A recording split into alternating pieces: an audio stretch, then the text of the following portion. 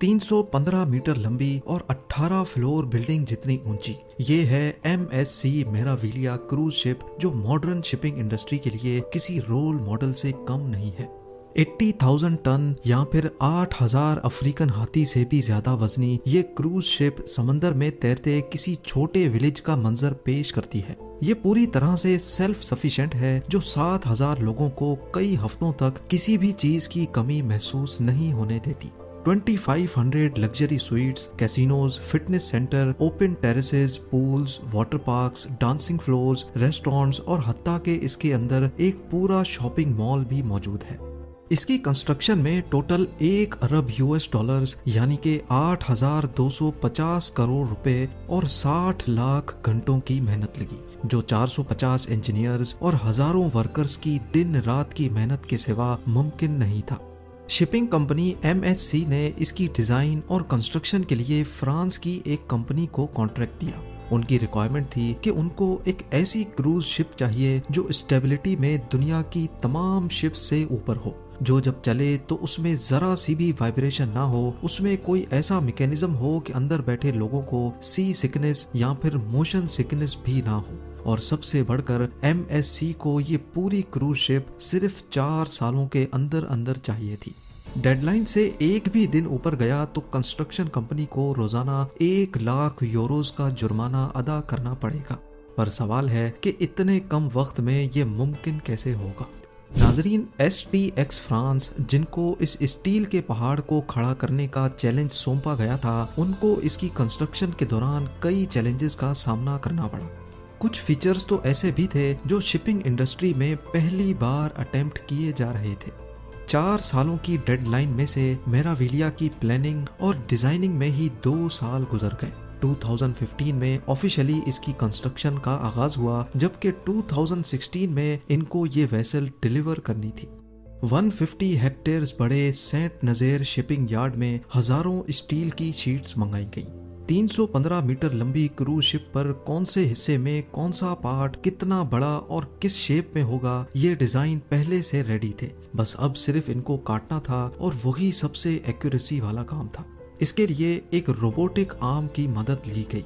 इस दौरान इनको एक शीट में से ज्यादा पीसेस काटने थे ताकि स्टील शीट की वेस्टेज कम से कम हो। ये इतना एक्यूरेसी वाला काम था कि इसको हाथों की मदद से करना इम्पॉसिबल था, क्योंकि अगर एक भी पीस में 1 मिलीमीटर का भी फर्क आया तो पूरी 2 सालों की मेहनत जाया हो सकती है। मेराविलिया को बनाने के लिए टोटल 3 लाख पीसेस चाहिए थे, वो भी अलग अलग शेप के। इन पीसेस को वेल्ड करके बहुत कॉम्प्लेक्स पार्ट्स बनाए जाने थे, जैसा कि ये बल्बस बो, जिसको मरीन इंजीनियर्स बल्ब भी कहते हैं। ये बड़ी बड़ी शिप्स के बिल्कुल फ्रंट एंड पे लगता है, जो क्रूज के दौरान पानी को काटने में मदद करता है। अगर ये बल्बस बो ना हो तो शिप्स को ज्यादा ड्रैग का सामना करना पड़ता है, और ज्यादा ड्रैग का मतलब है कि ज्यादा फ्यूल इस्तेमाल होगा। बल्बस बो के अलावा शिप का हल बनाना भी एक बहुत ही कॉम्प्लिकेटेड टास्क होता है। ये मेन बॉडी होती है जो लाखों टन वजनी शिप को पानी में फ्लोट करती है। इसका डिजाइन और शेप बहुत ही इम्पोर्टेंट होता है, क्योंकि ये अलग अलग समंदरों में अलग तरह से रिएक्ट करता है। सॉफ्टवेयर की मदद से 150 हल डिजाइन्स बनाए गए और फिर एक एक को सिमुलेटर पे टेस्ट किया गया। ये सारी टेस्टिंग एक डमी शिप पे की गई, जिसमें जगह जगह सेंसर्स लगाए गए। कितनी स्पीड पे पानी की फोर्सेस का शिप पर क्या असर होगा, ये सारी टेस्टिंग करने के बाद जो हल सबसे स्टेबल था उसको सेलेक्ट किया गया। अब बारी थी मेराविलिया के सबसे इम्पोर्टेंट हिस्से यानी प्रोपेलर्स की। 20 मीटर ऊंचे ये स्टील के देव 80,000 टन वजनी क्रूज शिप को चलाने की ताकत रखते हैं। एक एक का साइज करीब डबल स्टोरी बिल्डिंग और वजन एयरबस A320 से भी ज्यादा है। ये electric motors total 4 crore watts के बराबर बिजली खर्च करती हैं। यानी ये इतनी ही पावर है जिससे 35,000 1.5 टन के एयर कंडीशनर्स चलाए जा सकते हैं। इन इंजन्स को खास तौर पे ऐसे डिजाइन किया गया कि ये किसी किस्म की भी वाइब्रेशंस पैदा ना करें, और अगर करें भी तो इनके अंदर स्पेशल वाइब्रेशन डैम्पिंग मटेरियल लगाया गया है। इंजीनियर्स का क्लेम है कि ये इंजन्स मेराविलिया को हर किस्म की वाइब्रेशन से पाक रखेंगे।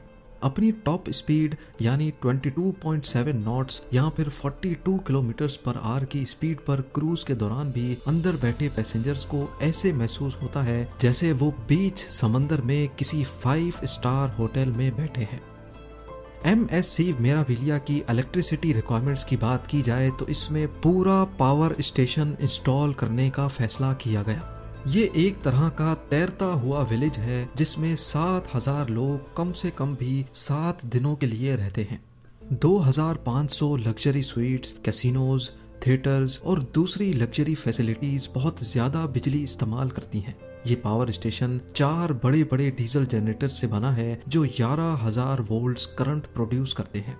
इंजन की डिमांड पूरी करने के बाद ट्रांसफार्मर्स लगाकर ये वोल्टेज 230 वोल्ट्स पे लाई जाती है ताकि पैसेंजर्स इसको अपने इस्तेमाल में ला सकें। इलेक्ट्रिसिटी को शिप के कोने कोने में पहुंचाने के लिए मेराविलिया पर जो वायरिंग की गई है उसकी टोटल लंबाई 1500 किलोमीटर के करीब है। क्योंकि ये एक जायंट शिप है इसी वजह से इसको वन पीस में बनाना तो पॉसिबल ही नहीं था। इंजीनियर्स ने डेडलाइन को पूरा करने के लिए इसके मुख्तलिफ मॉड्यूल्स को अलग अलग कंस्ट्रक्ट किया था। अब बारी थी असेंबली की, यानी तमाम मॉड्यूल्स को उठाकर एक दूसरे के ऊपर फिट करने की। ये एक तरह का जायंट पजल सॉल्व करने जैसी गेम थी। 5,000 टन वजनी क्रेन की मदद से असेंबली का काम शुरू किया गया। एक एक मॉड्यूल को इंतहाई एक्यूरेसी से लगाना बहुत जरूरी था। सारे मॉड्यूल्स को एक दूसरे के ऊपर फिट करने में और शिप की शक्ल बनने में पूरे 9 महीने लग गए। क्रूज शिप्स पे नॉर्मली लोग अपनी वेकेशन स्पेंड करने जाते हैं और ये कम से कम भी अपनी डेस्टिनेशन तक पहुंचने में 1 हफ्ता लगाती हैं। मेराविलिया पर 7,000 पैसेंजर्स को रहना था और इनकी पानी की रिक्वायरमेंट को पूरा करना ही एक बहुत मुश्किल टास्क होने वाला था। फ्रेश वाटर सिर्फ पीने के काम ही नहीं बल्कि पूल्स, शॉवर्स और कुकिंग में भी यूज होता है। एस्टिमेट लगाया जाए तो शिप पे एक शख्स रोजाना 200 क्यूबिक मीटर पानी इस्तेमाल करता है, यानी अगर 7,000 पैसेंजर्स होंगे तो 14 लाख क्यूबिक मीटर पानी, वो भी रोज का। अब इतने ज्यादा पानी को तो कोई भी शिप स्टोर नहीं कर सकती। इस मसले से निपटने के लिए ऑन बोर्ड डीसैलिनेशन प्लांट्स लगाए जाते हैं। समंदर के पानी को गर्म करके स्टीम में कन्वर्ट किया जाता है जिससे सॉल्ट्स पानी से अलग हो जाते हैं। मेराविलिया के केस में पानी गर्म करने के लिए इंजन की हीट को ही इस्तेमाल करने का मैकेनिज्म लगाया गया। वो हीट जो किसी काम की नहीं होती उसको इस्तेमाल करके एक फ्यूल एफिशिएंट सिस्टम बनाया गया। ना सिर्फ इतना बल्कि पैसेंजर्स के कंफर्ट के लिए और MSC की रिक्वायरमेंट को पूरा करने के लिए मेराविलिया में पहली बार स्टेबलाइजर्स भी इंट्रोड्यूस करवाए गए। समंदर में सफर के दौरान शिप रोल करती रहती है। ये मूवमेंट कई पैसेंजर्स को नौजिया और चक्कर दिलाती है। इस कंडीशन को सी सिकनेस या फिर मोशन सिकनेस कहा जाता है। अब इस मसले से जान छुड़ाने के लिए मेराविलिया पर स्टेबलाइजर्स लगाए गए। शिप जैसे ही पोर्ट से निकलती है ये स्टेबलाइजर्स बाहर निकलते हैं और ये वेसल की रोल मूवमेंट पर काफी हद तक काबू पा लेते हैं। यूं समझ लें कि ये एक तरह के ऑटोमेटिक शॉक एब्जॉर्बर्स हैं जो वक्त की बहुत ज्यादा जरूरत थी। शिप की कंप्लीट असेंबली के बाद अब बारी थी इसको पहली बार पानी में उतारने की। असेंबली डॉक में पानी भरा गया और पहली बार मेराविलिया को डॉक से बाहर टेस्टिंग के लिए निकाला गया। Engines, power generation, safety system और लीकेजेस चेक करने के बाद मेराविलिया को फिनिशिंग के लिए फिट करार दे दिया गया। अगर इंटीरियर डिजाइनिंग की बात की जाए तो मेराविलिया में 315 फीट लंबा sea front shopping mall, restaurants, cafe और रिलैक्सिंग के लिए एक पब्लिक स्पेस है जिसको गैलरिया मेराविलिया का नाम दिया गया है। होराइजन पूल जो कि रात के वक्त डांसिंग फ्लोर में कन्वर्ट हो जाता है। सिनेमा, स्पा, जिम और यॉट क्लब के साथ साथ 2500 सुपर लग्जरी स्वीट्स, बॉलिंग आली और F1 सिमुलेटर्स की फैसिलिटी भी मौजूद है। ये तमाम फिनिशिंग और डेकोरेशन का काम मुकम्मल करने के बाद STX ने वक्त से पहले ही इस शाहकार को MSC के हवाले करके अपना आखिरी चैलेंज भी पूरा कर दिया। MSC मेराविलिया मॉडर्न शिपिंग इंडस्ट्री के लिए किसी रोल मॉडल से कम नहीं है। 3 जून 2017 से ये इंजीनियरिंग मास्टरपीस सर्विस में है और इस पे सिर्फ एक दिन ट्रेवल करने के $600 या फिर 50,000 इंडियन रुपीस खर्च करने पड़ते हैं। उम्मीद है जेम टीवी की ये वीडियो भी आप लोग भरपूर लाइक और शेयर करेंगे। आप लोगों के प्यार भरे कमेंट्स का बेहद शुक्रिया। मिलते हैं अगली शानदार वीडियो में।